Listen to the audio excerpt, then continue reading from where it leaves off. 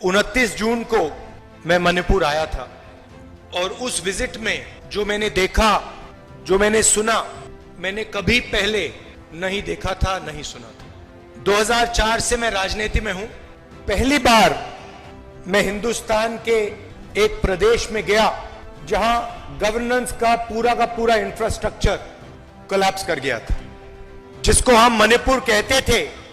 29 जून के बाद वो मणिपुर रहा ही नहीं, बट गया। कोने कोने में नफरत फैली, लाखों लोगों को नुकसान हुआ, भाई बहन, माता पिता आंखों के सामने मरे।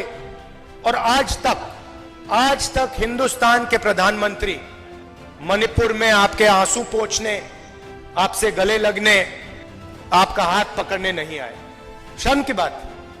शायद नरेंद्र मोदी जी के लिए, बीजेपी और आरएसएस के लिए मणिपुर हिंदुस्तान का भाग ही नहीं। सवाल उठा कि ये यात्रा शुरू कहां से होनी चाहिए।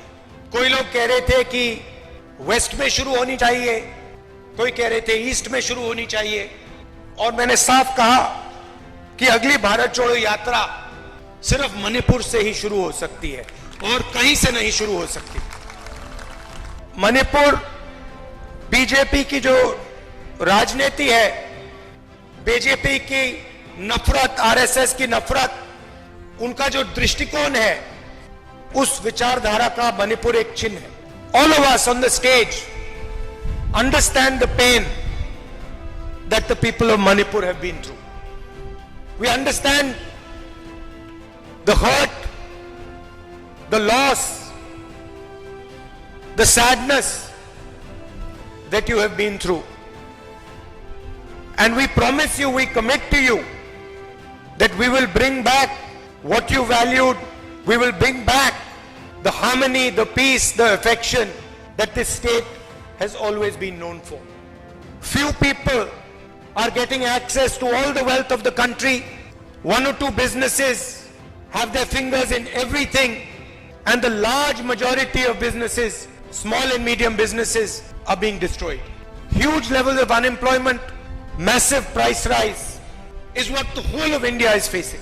हम ज्यादा बोलना नहीं चाहते हैं, हम आपको अपनी मन की बात नहीं बताना चाहते हैं, हम आपकी मन की बात सुनना चाहते हैं, आपका दर्द समझना चाहते हैं, और आपके साथ हिंदुस्तान का अगला जो विजन होगा, हिंसा का नहीं, नफरत का नहीं, मोनोपोलीज का नहीं, मगर हार्मोनियस, इक्विटेबल और भाईचारे का विजन, हम आपके साथ मिलकर, आपकी आवाज सुनकर, वो हम हिंदुस्तान के सामने रखने जा रहे हैं।